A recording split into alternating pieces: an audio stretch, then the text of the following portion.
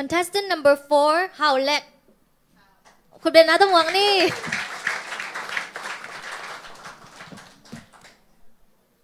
Hello, lấy tung bút dầu mì tê idam kim tê kia.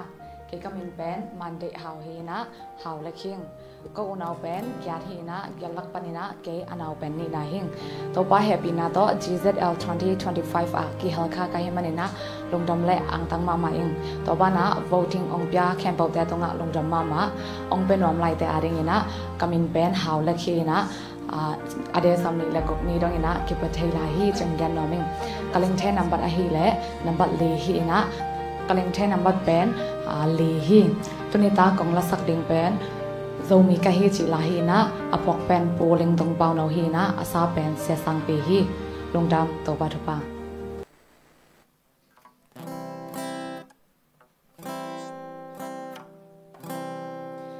zomi ka Zumpi kaining mi sang anyam zoding pasian hongbol hitwang le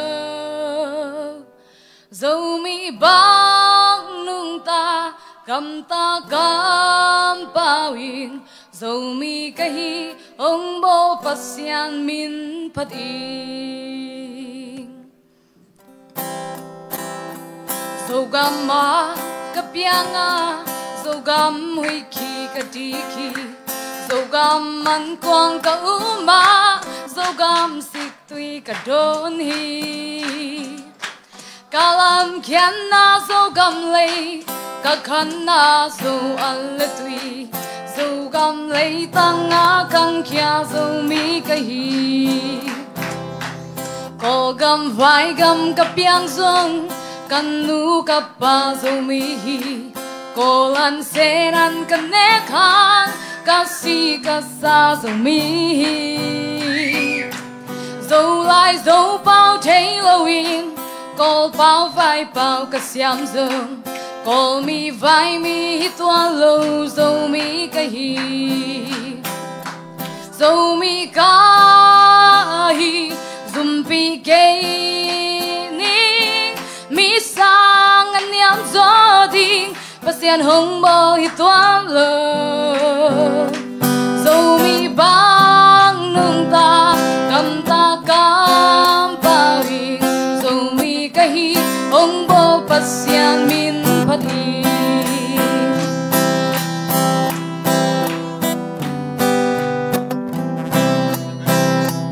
kam sian na ko nam dang pasale sine kaleng ko gam vai gam kaleng pasian hung piak tu leta zomi hina chei sang ning zo lai zo pao sin sang ning a hi zong am spen zomi ma de mi nam dang te te zo sum zon pai zon zong siam zo ki dẹp ki bua dòng xiêm zo ăn hoan mẹ hoan dòng xiêm zo dâu mi tên siêu ding nẹp ding ôm na pi dòng dòng thấy lo dâu mi tê hay lúa sa ing dâu mi cây dâu mi kai zum pi cây mi sang anh yam zo ding pasian hongbo hitwang lo zomi bang nung ta kam pawing zomi kahi hongbo pasian min pating zomi kahi zumpi kening mi sang anyam zoding pasian hongbo hitwang lo zomi bang nung ta kam pawing zomi kahi hongbo pasian min pating zomi kahi hongbo pasian min pating lungdam guitar tong big sak lek lek hào lek na sa mama hi comment ông biết sắc đến na siam kup tong asam ini. Hello. Hello, Sia. Hào Lek. First time ấy na musician chỉ tiếng nhá, music to. Mi pi là cả na sak. First time mà. Ni muốn liên pen na đam sunga ding chiam te tham khati ding mo. Cái first time. Ni muốn Malaysia chỉ giàu ding ita ding in. Na natural voice pen hoi ma mai.